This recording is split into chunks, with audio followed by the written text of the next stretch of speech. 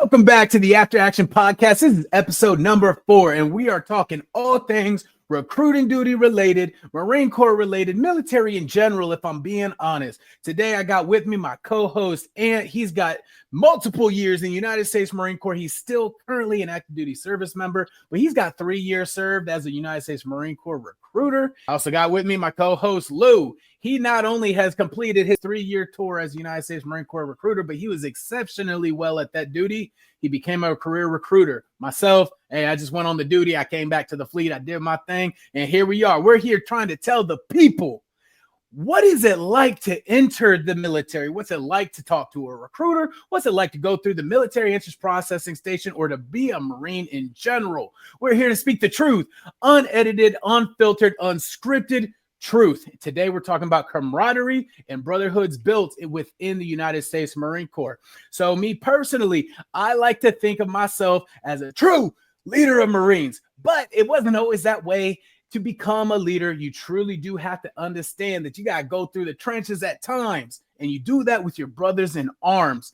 Each of us got different experiences when it comes to something like this. And let's start with you. What you got for the people in regards to camaraderie and brotherhood built? Oh, man, this is a huge part of recruiting duty. The camaraderie and brotherhood, it just makes you want to work there, you know. And by now, everybody knows I struggled to begin with. It plays such a big, role in recruiting duty because with it being such a small circle of Marines, you want that brotherhood. You want to be around other Marines and stuff like that. And I struggled. I struggled. Lou knows I struggled. And I remember, man, it got to one point that I was struggling so bad. Like I don't know if you remember this. You actually took my keys to my vehicle, my Govy. You're like, you don't want to fucking recruit. Give me your fucking keys. And I was like, what the hell? Like, what am I supposed to do now? Like, I was down and out with that, bro. Like, and the funny thing is, Lou's back there encouraging you. Lou was telling you to be hard on me and stuff like that because it turned around. What I was not doing was making it harder for you. So I get it now, but during that time, bro, that shit sucked because I felt even more alone on that duty, man, because I wanted to be around Marines. You and Lou are all that I knew. And the fact that I kind of made myself an outcast, man, that shit sucked. I don't know about you, Lou, but like, am I wrong? No, you're not. I think camaraderie is a huge deal. And I think, everybody contributing to the team is a part of that. But I'm one of the mindset that I truly wholeheartedly believe there's no such thing as a bad Marine out on recruiting duty. Just like applicants when they go into recruit training and they're like, oh my God, that shock culture is the same thing as a Marine. It's a shock because we've been in this bubble of like, hoorah, Semper Fi, all this good stuff. And now we're exposed to this whole new aspect in life, this new challenge that it's difficult. It's not easy. And we're prideful creatures in the Marine Corps. And when we're not successful, some people handle not being success different, right? Not having success differently, right? So some people, it makes them work harder, it makes them thrive and become even better. Some people, as recruiting duty shows us, they just kind of crumble and they kind of get out of their element because they're not this person, right? They're just letting this environment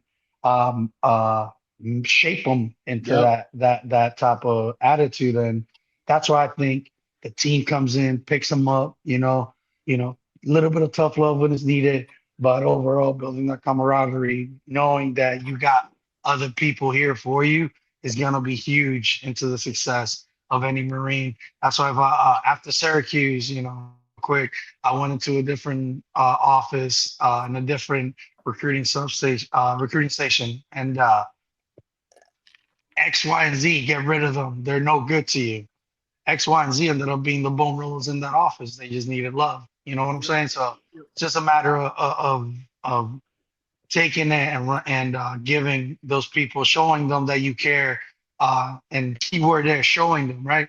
Because we get a lot of lip service in recruiting duty. And I'll be the first to tell you, actions speak louder than words. And you got a lot of this. If you're out there and you're one of those, show it more to your Marines, and you might be surprised by the results. Recruiters are, in fact, a product of their environment. But not just that, but Marines in general really are. I mean, the way that I came up, it was learning from those around me and the experiences that I had.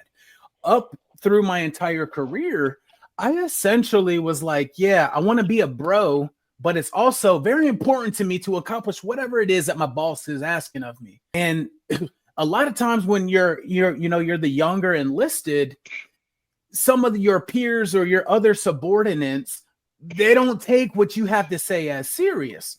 So what I learned from very early on, before I ever stepped foot on recruiting duty, was, yeah, sometimes you got to raise your voice a little bit. Hey, be that hammer, be the hammer that's driving the nail.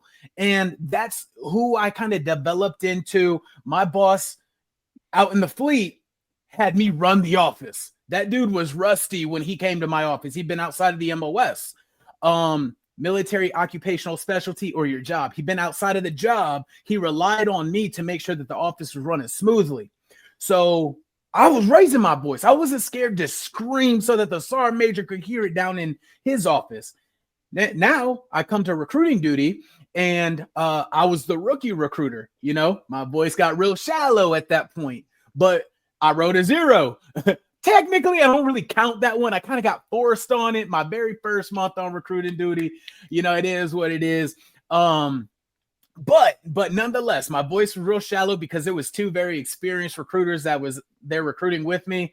But it didn't take long. Once I, came into the flow of it, like, hey, yeah, everybody carries their weight. Those 2 experienced recruiters, they were gone. Next thing you know, I went from being the rookie guy to the senior guy like that, real fast.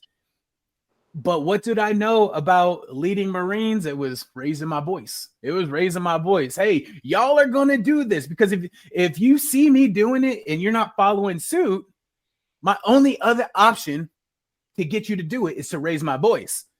And obviously, that's not always the key to success right there.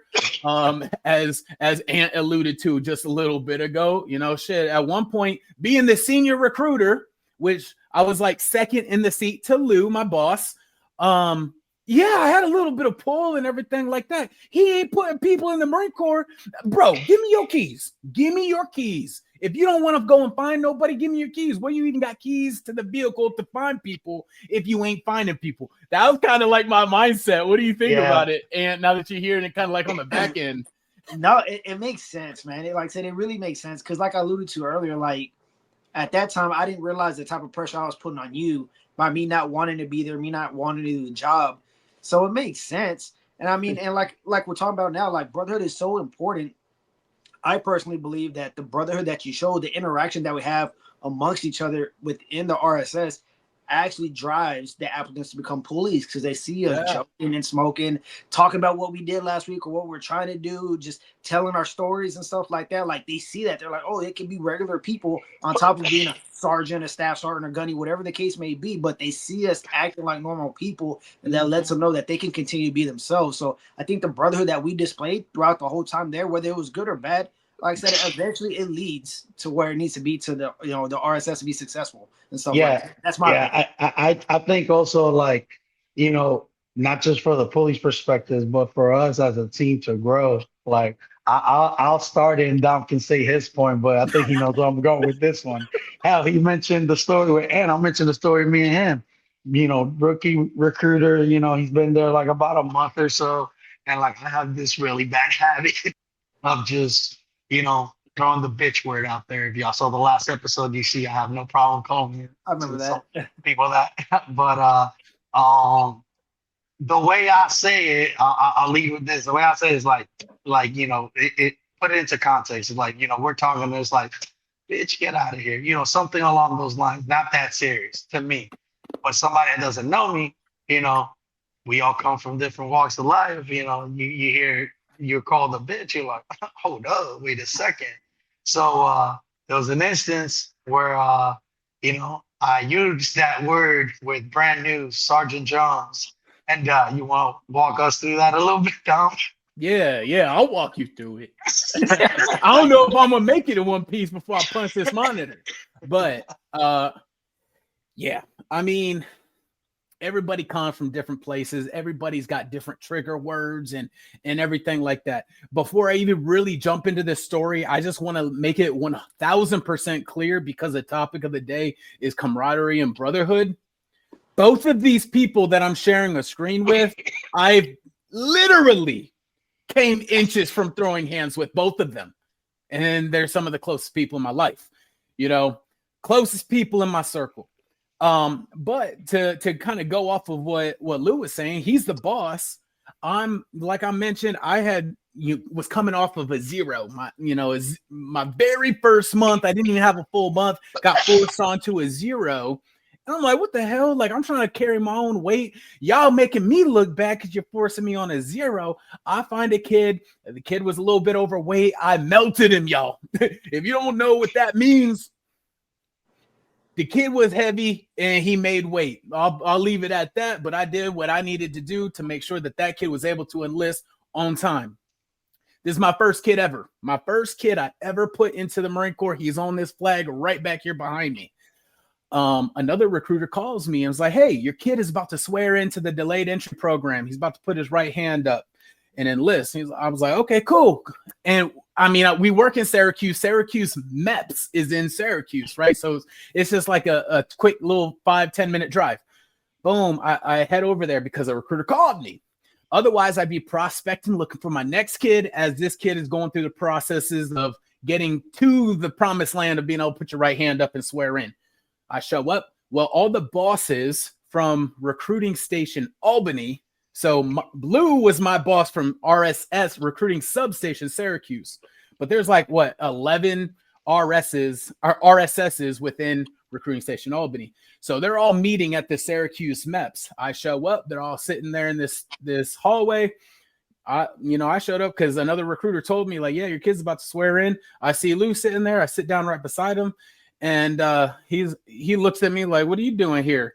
And I was like, oh, well, Staff Sergeant whoever said my kid was about to swear in, so I came to watch him so I could get pictures, whatever, to put it onto my social media. As Ant alluded to earlier in previous episodes, I use social media great. Like, that was my money maker, right? But Lou didn't know this about me because I hadn't put a kid in yet. But I show up. He's like, what are you doing here? Oh, I came here because my kid's about to swear. I want to get some pictures and whatnot. He's like, bitch, you got an appointment for tomorrow? Mind you, all the other bosses are sitting right there, to include the sergeant major of the recruiting station. And in my head, I went, I couldn't believe he said that. I couldn't believe it. And it caught me so off guard. Like, it didn't hit me until after I get up and I start walking away. And I was like, whoa, he just called me a bitch? Does he even know me? He don't know what I'm about. I'm telling you, I make my 5-minute drive back to our office, and the other 2 recruiters are there. I damn near kick the door down. I go over to my desk, and the other recruiter's like, yo, what's the matter, dude? And I was like, fucking Staff on, blah, blah, blah. And I explained the situation. I straight up told him, like, oh, when he walks in this door, it's about to go down. Like, for real, it is gonna go, like, hands will be thrown when he walks through that fucking door. I was livid. And the senior canvassing recruiter at that time shoots a text over to our boss and was like, yo, I don't know what the hell you did, but Jones is a little bit hot right now. And which threw me off because I didn't think anything of it. Yeah, like he just says the thing. He doesn't think twice about it. He don't know me. I don't really know him. I just know I don't like to be called a bitch. And next thing you know, boom, hey, now you can come and watch your kids swear in. So I go back to the MEPS. Lou's already on his way back. I'm like, damn, I missed him again. I bring the kid back. I'm trying to maintain professionalism. I had just made this kid melt like 12 pounds off of his body. So I take him straight to Subway. I get him some food. We come back to the office. I do his welcome aboard brief. I'm sorry that this is a little bit long-winded, but this is the full story of how camaraderie gets built. I take him to Subway. I bring him back to the office. I do what we call a welcome aboard brief. Hey, you just enlisted into the United States Marine Corps. Welcome aboard. This is what our expectations are at this point. And if you need help, I'm here to help you. So I come back to the office. Lou is there, but I'm trying to maintain some professionalism. Lou already got the heads up from the other recruiter that I was already hot about this situation, but I don't even make eye contact. I sit down, I do my brief, and I drive him home. As soon as I walk back into the office, Lou calls me into the office and was like, hey, which, hey, out there on recruiting duty, you know, the boss, his rank typically gets used, but the junior, like the lower, you know, the canvassing recruiters, it's usually just names or whatever. I walk back into the office and Lou is like, hey, Sergeant Jones, can you come into my office real quick? I was like, yeah, I'll come in. Yeah, because I mean, I don't know. At that point, when I utilize rank, I feel like, hey, we're getting ready to have like a professional conversation. Right. At least that's the thoughts in my head. I never knew that he wanted to throw hands until after the fact. He told me. All I knew from the other guys is that he was upset. But in my head, I didn't know. I quite understand how upset. But being his friend now and knowing him now, I can tell you, it's like, damn, he almost went blackout mode on me. All right. Ultimately, it was good how it worked out because I had enough time to kind of cool off. He had time to realize like, oh shit, like what I said to him doesn't jive with him, like, you know, whatever. And I let you start the conversation. Yep. When you came in, I was like, hey, it brought to my attention. I said some things to you and I just want to address it. So you want to start? And from my point of view, like it's funny now, but it's like, you can tell he's trying so hard to compose himself because he's like, he has his fist balled up, but he's like trying to stand like this and looking down. And he goes like the best way I can put it is if you ever seen Bad Boys, the Wusan scene, it's like when he's trying to calm himself down, but he's like, you know, you said some things, and it's like, oh, like he wants to throw a punch, but he can't because I'm the boss. That's kind of like what he was like, but he did a good job here. He goes like, you know, the other bosses are there, this scenario, yada yada. You call me a bitch. I take that as disrespect, and you know, the first thing that came out of my mouth wasn't like, you know, or like fuck you, or like I'm the boss. That, you know, I kind of like smirked a little, and I said, well, you know, let me apologize for how I made you feel. And I think that's kind of like completely caught him off guard. Yeah, because that it can literally go either way. It's gone either way with me before in the Marine Corps, where it's like somebody with seniority or a higher billet than you wants to address something. Oh, well, my Marine got a problem with something. He can bring it up to me. Hey, what's your issue? I bring up my issue, and all of a sudden you want to like what we call devil dog you. Well, you need to suck it up. You need to suck it up, Marine. Like, bro, it is what it is. It happened. What you gonna do about it? Yeah. Let me just say, if it would have went that way, I probably wouldn't have not been honorably discharged. We probably wouldn't be here right now.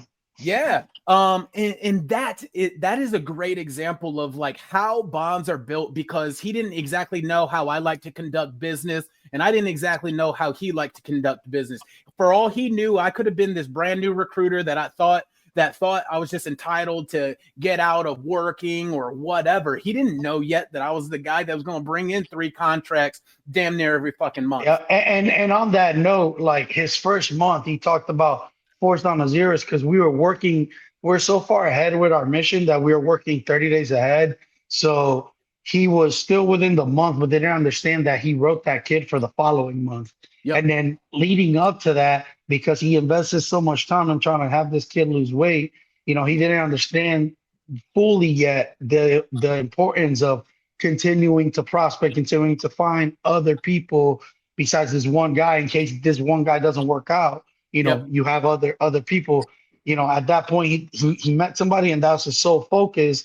And I would try to steer him in that direction, but also needed him to learn by making mistakes that, like, okay, cool, this is what you're putting all your money on.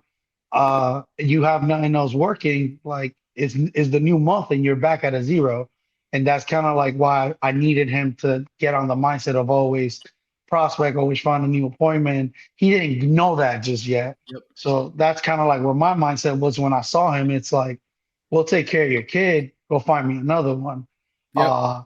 But you know, I came up a little bit rough around the edges, but you know, we talked about it, and I even told him, it's like, man, like I take the word bitch so lightly, like, but knowing how you feel about it now, I would definitely, you know, hone that in. And you know, it got to a point where like we would talk about it. Sometimes we'd be joking around, and I'll look at him and I'll smile and I'll say, bitch, and he goes like, oh, I'm gonna kill you. Yeah, I mean, and the crazy thing, right, is kind of like how it comes full circle is, you know, Lou and I went through that. The other two recruiters that were right there in RSS Syracuse that were senior to me, they were good recruiters. Like, you know, one guy was definitely good for one, maybe two every single month. The other guy is like, man, it's like, bro, I unloaded the clip. Oh, we're short one. Here's a round. Boom, shoots off another one. And it was like, for me, I was fighting to write a contract. Vice, yeah. Oh man, whoo! Good thing they got it because I don't have nothing.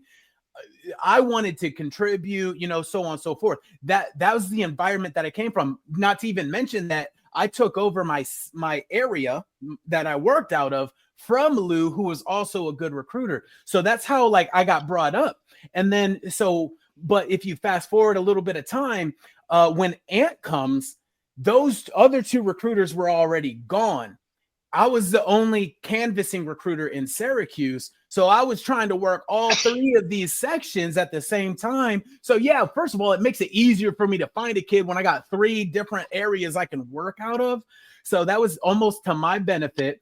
But Ant only had the experience of seeing me. He didn't see the other recruiters writing contracts, him trying to have to weasel his way in to get one. So this is kind of where it comes into where like Ant's experience was completely different from mine. So like when he and I would bump heads, it was almost not really fair to him, depending on the, you know, the scope you're looking through. But yeah, I mean, when Ant shows up, like he just sees me writing these contracts, trying to keep the office afloat. Whereas when I came in, I seen these other guys duking it out. So who can write more contracts? I'll just try to get one in there. What do you got? What do you got in regards to that, Ant?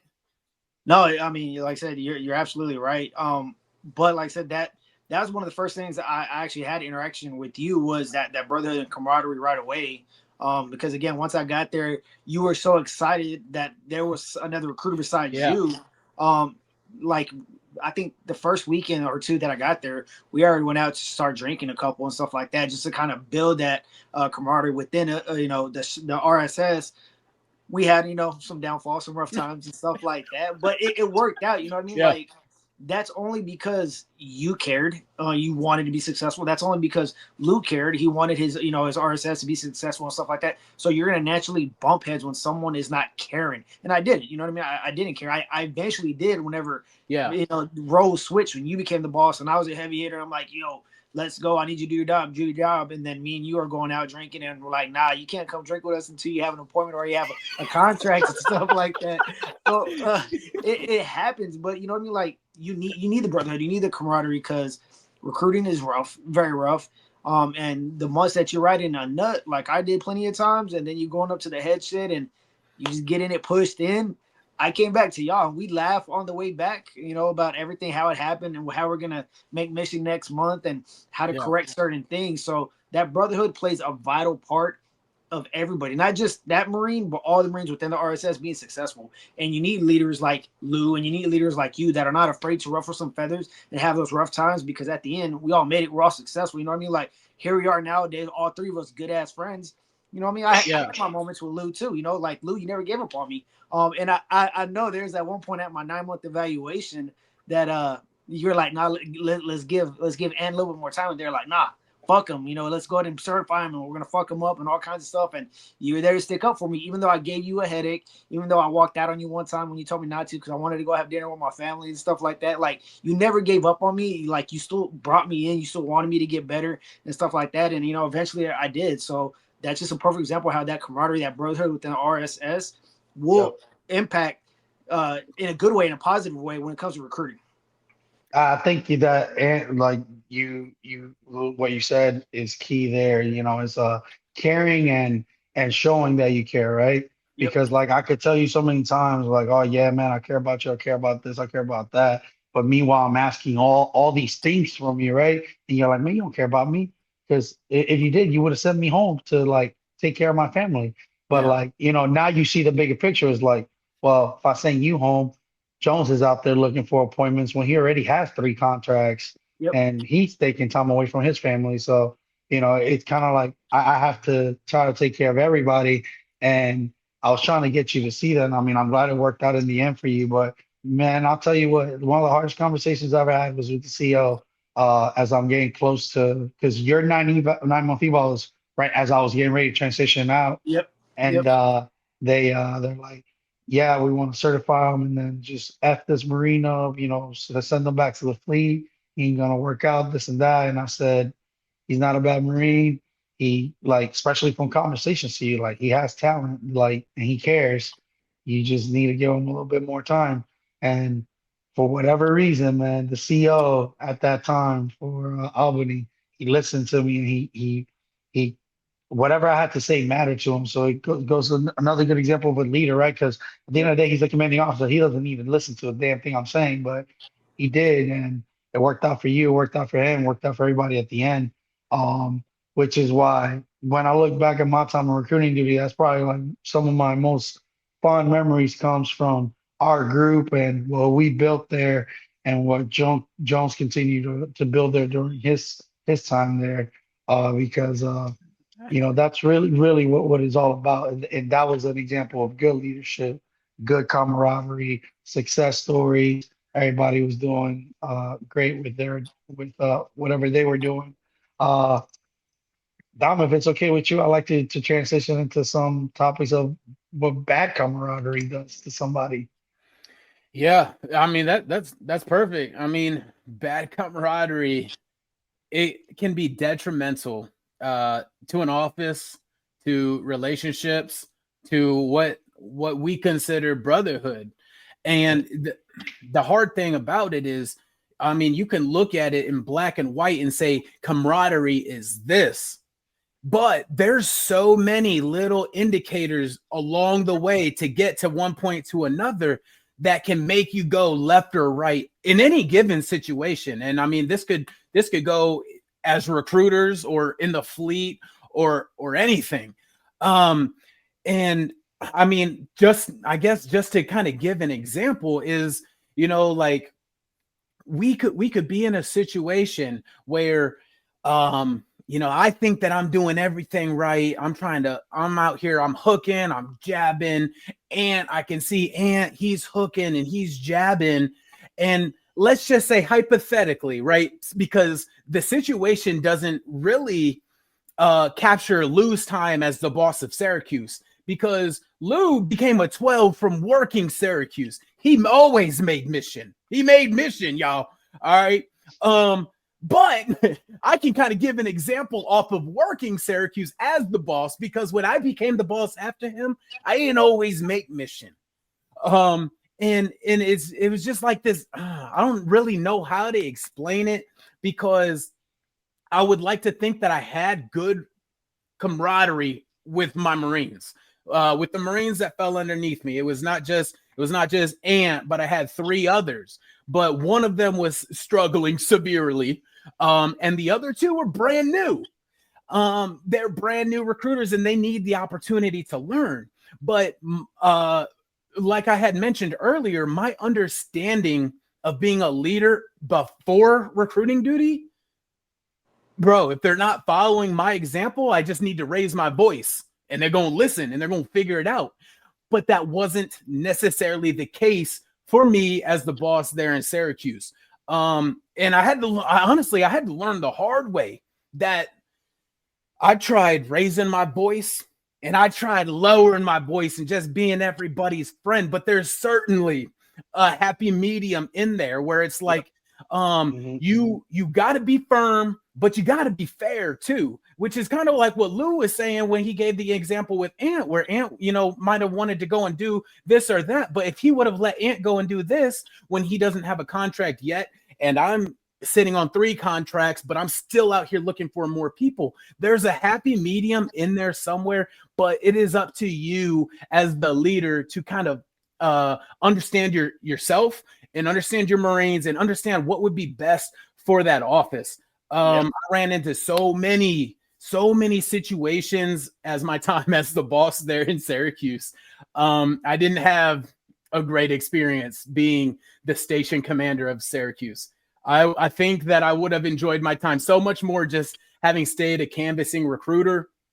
I kind of got forced into the role in some sense of being. And I can attribute to that. So like, hey y'all, like, so Dom was my A slash, but he, meaning my right hand person, but also he knew he didn't want to do recruiting as a career. So typically for us in the duty, we try to put somebody in there that is looking to transition to not just a career recruiter role, but maybe wants to be a boss and has some time left on the duty. So Dom was my right hand person, but there was somebody else that I was starting to show and groom into my role because that person wanted to do it. Dom just wanted to do his time and leave. And then that person got in trouble. They got caught up doing some stuff they weren't supposed to do. And, Dom just kind of got dealt this hand like, hey, you're it. And at that point, I already had orders. I was already on my way out. So I didn't get time to give him a turnover like I did when I gave him my sector. Yep. Right, Dom? Yeah. That's exactly it. That's exactly it. And so it was like a mixture of having never as a staff NCO now at this point, because I got promoted out there to a staff sergeant, having never had like multiple NCOs, staff NCOs underneath me. As a matter of fact, I believe at that point when I took over, I was the youngest Marine of the office. Yeah. Right. So I didn't have experiences. My Marines were coming to me with like this issue and this issue, maybe on their personal side. These might be things that I've not experienced in my own life. You know what I mean? So yeah, I mean, there's so many things that can kind of feed into how camaraderie gets built in the Marine Corps, but I would definitely say is built from experiences and how you bounce from those experiences. Because I mean, you can hit the ground and just stay down there, or you can bounce back up and be like, damn, that wasn't the right move. I need to adjust and reconsider or reevaluate like how I'm attacking this specific situation. Yep. So yeah, and you got anything on that? Bad camaraderie exists in recruiting duty is when we stop thinking about actually the duty. For instance, personal, you know what I mean? Like we try to at work be 100% about work, but on a stressful duty like that, personal gets in everybody's, everybody's way, you know what I mean? Like, cause it becomes such a big issue where also I'm not recruiting, or that other Marine, is having issues and he's not recruiting, or one of the recruiters' wives is also diagnosed with the illness and that they can't recruit. And so all that plays into effect because I'm no longer thinking about getting someone into the Marine Corps. I'm thinking about how can I fix the situation back at home. I mean, Dom, you alluded to it last episode, you know what I mean? Like you had a falling out with your now ex-wife, you know what I mean? And at that point in time, you're the boss. Were you really like there, like wanting to motivate us to keep us recruiting? No, you're there because you didn't want to get fined. You know what I mean? Yeah. You're there just to be there. And so like that's how an environment like that can deteriorate so fast, and it can become negative because everybody's out looking for themselves and how to fix their personal situations. It's like, hey, we got to put 10 people into the Marine Corps this month. Like let's put together 10 people in the Marine Corps. And again, that's just a small example of bad camaraderie and stuff like that. But regardless, like camaraderie into recruiting is vital. It's vital. It's understanding what you bring, what I bring, what those other recruiters bring, and how we can successfully bring that together overall to be successful on the duty. You know what I mean? And like holding yourself accountable too, like as that person, because like we can all probably think of a particular person, right? That comes to mind when I say this, but it's like there's that person providing you that lip service, and they're like, hey, if you do this, I'll take care of you and this and that. And then this happens and they don't take care of you. They're like, I never said that. I never said that. Yep. Like, if your kid goes to MEPS and says that you told them to shut up and you told me about it, I got your back. Okay, bro. Yeah. Let me touch on that one because I got one hell of a fun fact on that. Yeah. So we want to talk about camaraderie, right? So we have to build that camaraderie amongst each other to be a successful office. Now, you can have a boss and let's say 3 recruiters that are all on the same page, and maybe one recruiter is not on the same page, and that office will still be successful more times than not. Yep. But if you've got a boss and 3 recruiters that are not on the same page and only one guy who's linked up and trying to figure out what needs to go down and do the stuff the right way, that office is going to be unsuccessful regardless of how hard that one recruiter tries. Yep. So if we're being taught, I was taught as a staff NCOIC, you're a doctor, you're a lawyer, you're an educator, you work at the birth and death vital records office. It don't matter. That kid needs to join. That is for real how I was taught. And I'm not ashamed to say that.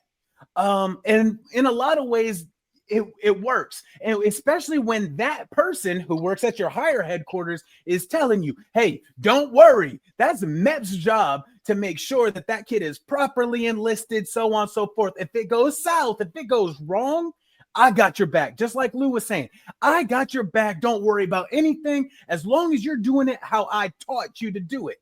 Cool? Okay, cool. It goes south. It goes bad. Kid on deck. Kid goes to MEPS and starts singing like a bird.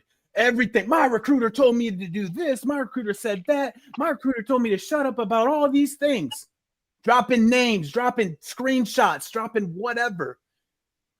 That guy from higher headquarters, gone. He's calling the boss. He's calling me. Hey, what was that Marine even thinking? What was he thinking? Like, where would he get that from? Like, what, dude? Do you think that I'm recording this conversation or what? Because the last time I checked, you told me to teach my recruiters this way. And I'm not scared to say that, because next thing you know, I've got kids going to MEPS making allegations against my Marines that are young, brand new recruiters that are trying to accomplish a mission, trying to do their job, and hasn't yet shown that they're not out there just trying to mess around. Like, they're out there because they want to be successful. They want to get promoted on this duty.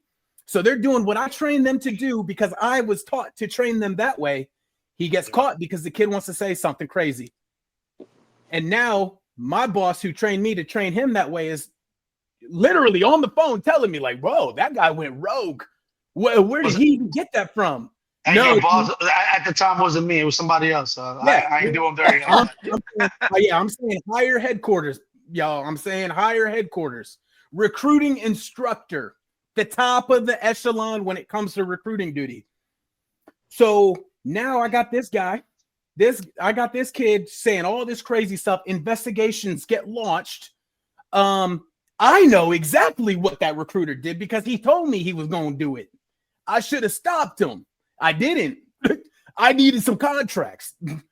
The pressure bared down on me. I need contracts. I initially told him no. The recruiter circled back to me like, I do got this guy. I was like, all right, yeah, let's do it. Next thing you know, I'm in front of the commanding officer, and the commanding officer wants to fry this Marine, wants to kick NJPM, non-judicial punishment, which means you're in trouble. You're going to lose your rank. You're going to lose pay. He wants to NJPM and he wants to kick him off of the duty. This is a brand new recruiter. So I'm telling the CO, like, sir, we can't do that. We can't do it. As the boss, he values, my opinion, my interpretation of my Marines. I know them the best. But from his perspective, he's completely wrong because he tried to fraud this kid in. I knew all along he was broughting that kid in. And he didn't know that you're being guided by a staff member of his to teach it that way. So I look the commanding officer in the eye and I tell him, like, sir, we cannot NJP this Marine. It will ruin my office. It'll ruin this young Marine's career. We cannot do it. And the CO looks me in the eye and says, Staff Sergeant, if I don't NJP that Marine based off of your guidance, I will lose faith and trust in you. I said, "Aye, sir." And that was the end of my reputation as a staff NCOIC in Syracuse. What does that do? That hurts me. That hurts my career. It gives me a bad, what we call a fitness report. But as far as my office goes, they know exactly what I did. That recruiter, I mean, I seen the color change in his face when he found out he was getting investigated. He was, oh God, no. I was like, nope, you need to stick to, like, I've told you, if it goes down like this, I'm going to handle it this way. I need you to continue to trust me, because that wasn't just lip service. Now it's really happening, and I'm telling you, I still got your back. So as far as the office goes, RSS Syracuse, it helped the camaraderie of the office. It hurt the command's view of the office, I guess, if that makes sense. Yeah, or specifically like the leadership, because he needs to have full trust and confidence in your abilities, especially when it comes to punishing guys when they're doing the wrong thing. But, I'm not trying to justify the CEO or whatever. I kind of understand his point of view on why he had to do things the way he did. But it's just, for the people out there that might not understand, like, what are you talking about, like CEO and enlisted? So like, officers in the enlisted world, two different things, two completely different things. And officers have to do things specifically by the book, very like black and white, like that. That's it. Enlisted, you're supposed to, but we live in the gray. Yeah. So we got that opportunity to kind of like, some of us do, not Ant. Yeah, not Ant, some of us, but we get the opportunity to continue to try to be successful by knowing what we're taught, right?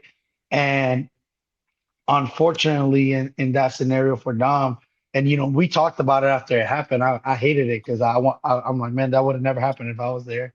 Mm-hmm. And I firmly believe that, because he was just being misguided, and him being, essentially new to that role and not having as much of the experience by just taking what he think was the right decision, hurt his career in the long term.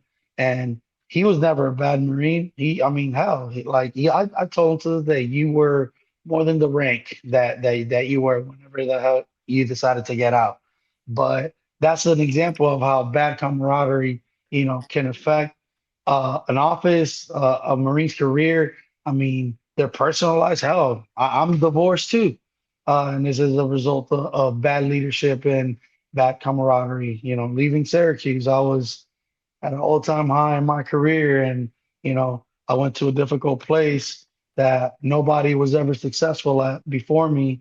You can look at the data, back it up however many years, and I literally invested my life into turning this place around. And I didn't get to see the results of it, but after I left, they were doing better. They were set up to do better. So somebody else reaped the benefits, and I don't care about that. But the Marines that were there during that time, they know that, because I was there with them. Yeah. And at the end of the day, I think me and you will look back at something like that, Dom, and be okay with it, because as long as you guys, my Marines, know that I was there for you, and I had your backs, that's all I care about, man.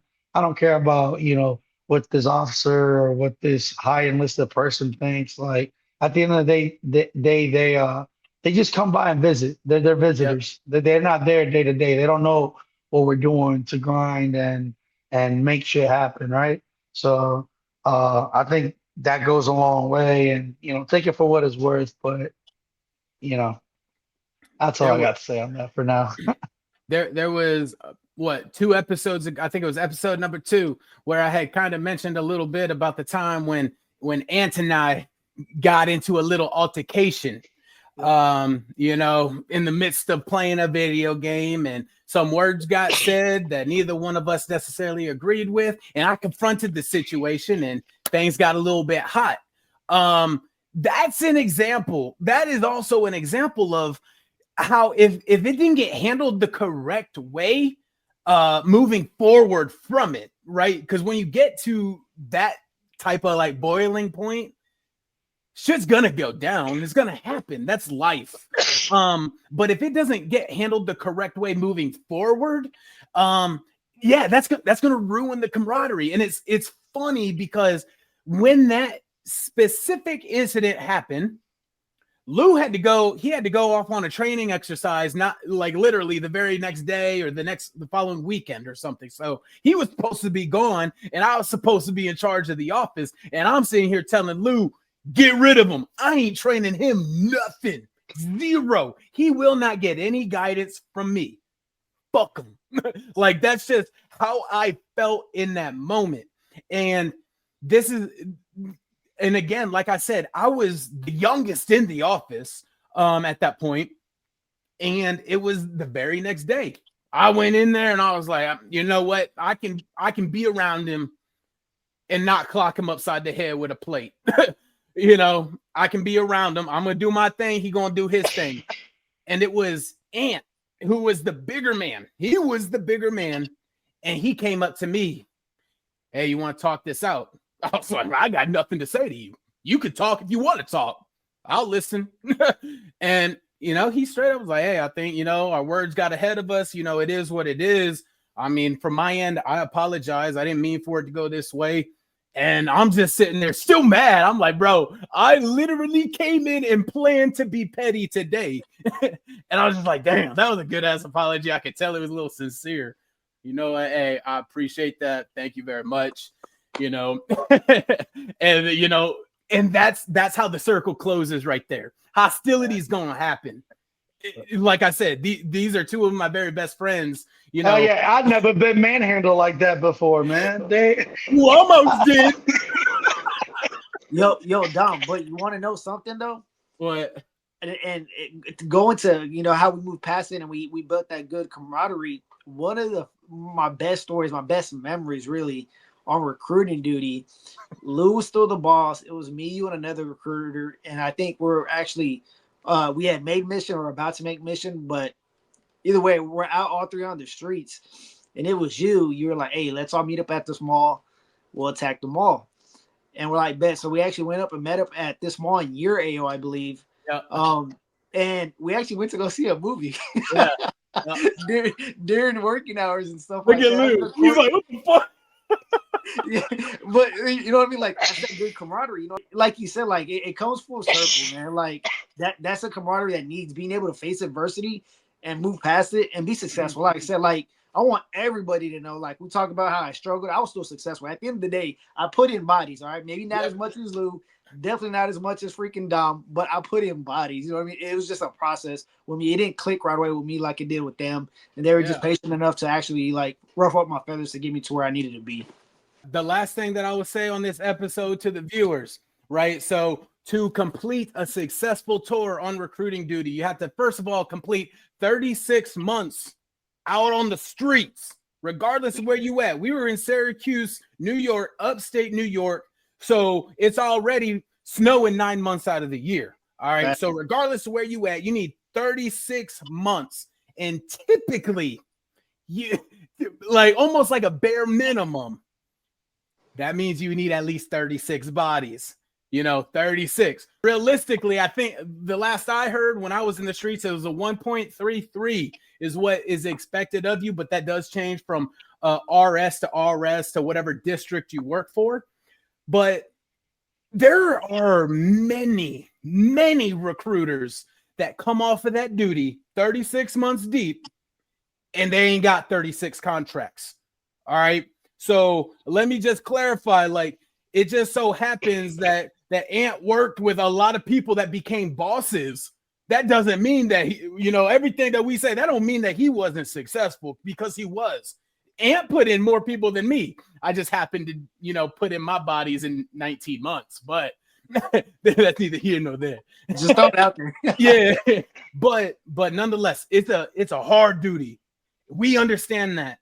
As recruiting veterans, Lou and I are currently veterans. Ant's still an active duty service member, and we're here on the After Actions podcast trying to clarify anything any misconceptions that happen out there on recruiting duty. If you got questions, drop them down low because we are here. We're the voice for you. If you got questions about the Marine Corps in general as an applicant, interest in general, if you're a poolee, maybe you got a question about a job, or maybe you're just a parent and your kid is interested in the military. Drop your questions. We're here to answer them. Make sure you guys are subscribed to the channel and hit that notification at the top.